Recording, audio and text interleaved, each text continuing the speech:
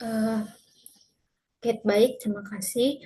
Sekarang kami dari kelompok 5, untuk mata kuliah psikologi positif, kami dari kelompok 5 akan mempresentasikan hasil diskusi kami mengenai the power of mindful. Sebelum itu perkenalkan, nama saya Harlina Destariwato, dan rekan saya bernama Kurnia Aprianti dan Nur Alfia Tahir. Ini adalah highlight pembahasan dari kelompok kami.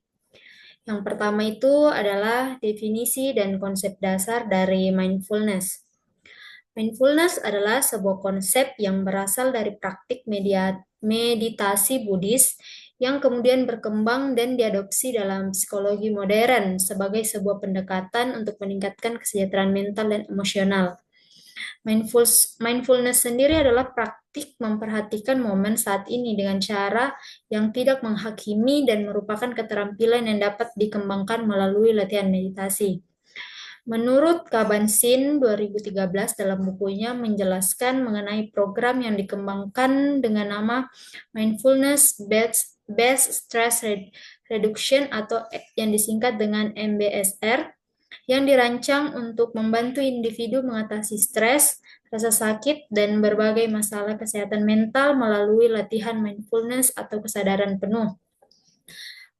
Kabat-Zinn juga menjelaskan mengenai konsep-konsep dasar dalam mindfulness yang menjadi inti praktik MBSR ini, yakni no judging, patience, trust, no striving, acceptance, dan letting go.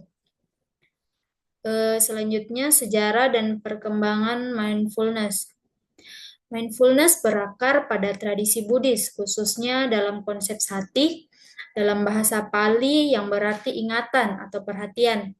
Praktik ini dapat ditelusuri kembali ke ajaran Buddha Gautama yang hidup sekitar 2.500 tahun yang lalu di India Utara. Selanjutnya, mindfulness mulai berkembang di dunia barat pada abad ke-19 dan ke-20 ketika para cendekiawan barat mulai menerjemahkan teks-teks agama timur. Selanjutnya, titik balik dalam sejarah mindfulness modern adalah karya Jon Kabat-Zinn pada akhir tahun 1970-an.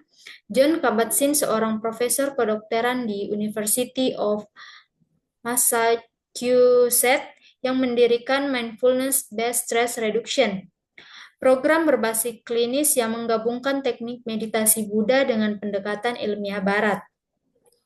Selanjutnya, pada tahun 1990-an dan 2000-an, mindfulness mulai diterapkan dalam berbagai bidang, termasuk psikologi klinis, pendidikan, dan juga bisnis.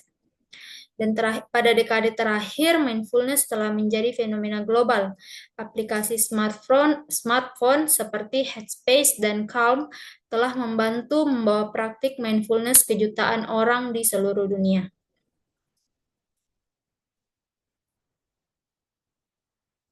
Selanjutnya akan dijelaskan oleh rekan kelompok saya. Oke, baik, kita lanjut pada teknik-teknik mindfulness. Jadi, Kabat-Zinn itu mendeskripsikan bahwa terdapat 5 teknik dalam mindfulness. Yang pertama ada meditasi perhatian penuh. Jadi di sini itu individu memfokuskan perhatian pada pernapasan dan mengamati pikiran serta perasaan tanpa menghakimi. Jadi meditasi ini itu membantu untuk meningkatkan kesadaran diri individu dan mengurangi stres.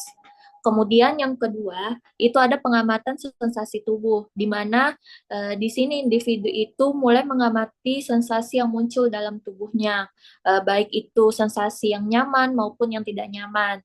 Nah, teknik ini tuh memiliki manfaat sebagai cara untuk menghubungkan pikiran dengan pengalaman fisik seorang individu.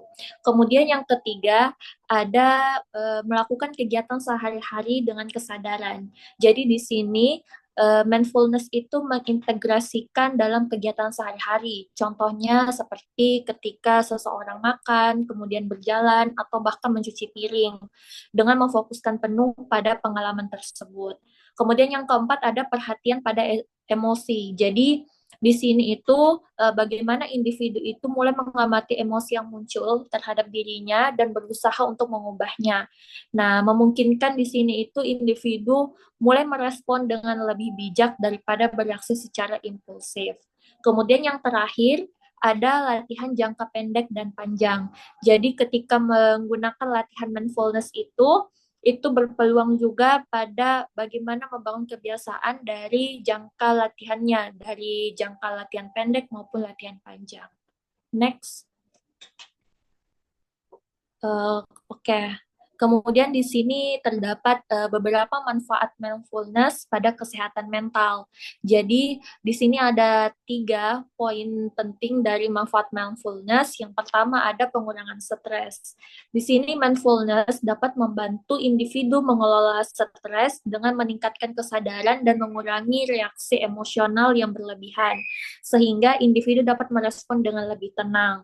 Kemudian yang kedua, ada mengurangi gejala kecemasan dan depresi. Jadi praktik mindfulness ini itu terbukti efektif dalam menurunkan tingkat kecemasan dan depresi, sehingga membantu individu untuk lebih terhubung dengan saat ini dan mengatasi pikiran negatif. Dengan mendorong individu untuk menghadapi pikiran negatif ini, itu tanpa menghakimi dan lebih fokus pada dirinya yang sekarang.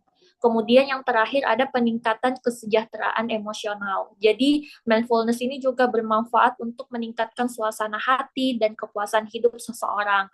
Jadi ketika mereka membangun ketahanan mental itu mindfulness membuat kita berlatih untuk meningkatkan suasana hati dan kesejahteraan emosional secara keseluruhan. Oke, selanjutnya mungkin akan dilanjutkan oleh presentasi selanjutnya. Baik, selanjutnya mindfulness dalam psikologi positif. Seperti kita ketahui ini, mindfulness ini sendiri merupakan salah satu variabel yang diukur dalam psikologi positif. Nah, menurut Vago dan Silberswijk pada tahun 2012 itu, mindfulness ini dalam psikologi positif terdapat 6 kegunaannya. Yang pertama itu sebagai alat perawatan diri. Di sini bagi siapa saja yang tertarik seperti perhatian penuh dapat dipraktikkan oleh siapa saja, di mana saja dan kapan saja. Yang kedua itu sebagai teknik pengurangan stres, yang mana sebagai teknik pengurangan stres ini orang-orang ini bisa memanfaatkan mindfulness apabila memiliki tekanan pada pekerjaan yang tinggi ataupun pada pelajar yang mungkin menghadapi kecemasan. Yang ketiga itu sebagai kesejahteraan. Contohnya juga sebagai cara untuk meningkatkan kesejahteraan pada karyawan. Yang keempat itu sebagai alat terapi. Alat terapi sendiri bisa digunakan bagi orang-orang yang mungkin mengalami depresi dan perlu penanganan khusus seperti adanya terapi-terapi atau semacamnya. Yang kelima itu sebagai penanggulangan dan strategi relaksasi. Hal ini sehubungan dengan orang-orang untuk menggunakan metode tersebut yang maksudnya mindfulness ini bisa digunakan sebagai salah satu metode untuk melakukan relaksasi. Dan yang terakhir itu sebagai kesehatan atau hal ini bisa dikaitkan dengan melakukan yoga untuk menyegarkan tubuh dan pikiran. Selanjutnya itu implementasi mindfulness pada kehidupan sehari-hari. Nah, menurut Stahl dan Goldstein sendiri, untuk pengimplementasian mindfulness pada kehidupan sehari-hari itu ada dua yang bisa dilakukan secara formal maupun non-formal. Yang formal sendiri itu terbagi atas 5. Yang pertama itu mindfulness of breathing atau kesadaran terhadap pernapasan. Yang kedua mindfulness of sensation, di mana ya, individu itu maksudnya kesadaran terhadap sensasi atau merasakan sensasi terkait dengan kegiatan yang sedang dilakukan. Yang ketiga itu mindfulness of hearing atau kesadaran terhadap apa yang didengar. Yang keempat mindfulness of thoughts and emotions atau kesadaran terhadap pikiran dan emosi yang dirasakan. Dan yang kelima itu choiceless awareness atau kesadaran yang tidak dipilih. Nah, untuk penjelasannya sendiri untuk yang kelima ini, maksudnya ini apabila melakukan latihan mindfulness terkait poin kelima ini, momen yang sedang terjadi itu menjadi objek utama bagi individu. Jadi misalnya individu ini saat itu sedang melakukan, uh, contohnya itu misalnya sedang melakukan aktivitas pagi seperti minum kopi. Nah, di situ individu bisa merasakan hal-hal yang bisa dirasakan saat sedang minum kopi. Oke, selanjutnya. Sementara untuk praktik mindfulness secara non formal sendiri itu bisa lebih sederhana. Yang pertama itu kita memilih aktivitas seperti aktivitas biasa, kemudian pilihlah salah satu pengalaman sensori untuk dijelajahi. Yang ketiga itu kita membenamkan diri dalam pengalaman tersebut, dan keempat membawa kesadaran tersebut sampai aktivitas itu selesai. Selanjutnya, menurut Bu Hori, Yanti, dan Rahmawati, terdapat mindfulness training yang bisa dilakukan sehari-hari dalam bentuk sederhana. Ada tiga, yaitu self-talk, visual imaginary, dan deep breathing. Self-talk sendiri ini bisa dikatakan individu itu melakukan afirmasi positif dengan dirinya sendiri, di mana kita itu bisa mengucapkan hal-hal positif untuk mensugesti hal-hal positif terjadi ke depannya.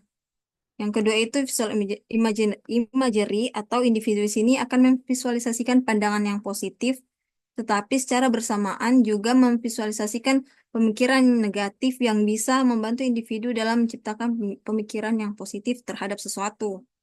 Dengan membayangkan sesuatu dengan lebih positif, maka hal ini akan membantu individu itu mengurangi stres dan perasaan negatif lainnya yang dirasakan bisa berangsur-angsur hilang. Nah, yang ketiga itu ada deep breathing, di mana teknik ini mengajari individu untuk bernafas secara perlahan dengan menggunakan diafragma untuk memperlambat metabolisme individu dan menginduksi respon relaksasi. Nah, pada teknik ini, eh, apabila individu eh, ada mulai merasakan bernafas untuk secara perlahan, di situ kita bisa mulai merelaksasi stres-stres yang dirasakan dan bisa membantu mengurangi emosi-emosi negatif. Mungkin sekian dari saya.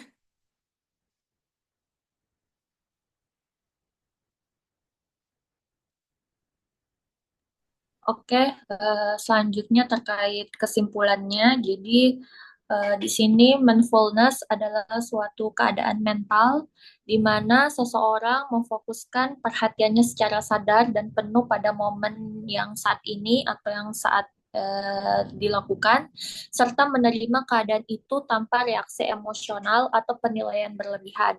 Mindfulness juga merupakan bagaimana kemampuan kita mengatur perhatian secara sadar untuk berfokus pada pengalaman saat ini yang membantu meningkatkan kesadaran terhadap peristiwa mental dalam momen-momen yang sedang terjadi. Sehingga kita dapat mengembangkan sikap tertentu terhadap pengalaman tersebut dan rasa ingin tahu, keterbukaan, dan penerimaan.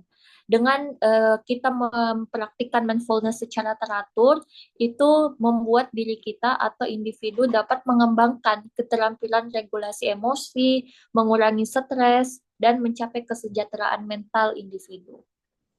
Saya kembalikan kepada moderator. Baik, demikian hasil presentasi kelompok kami.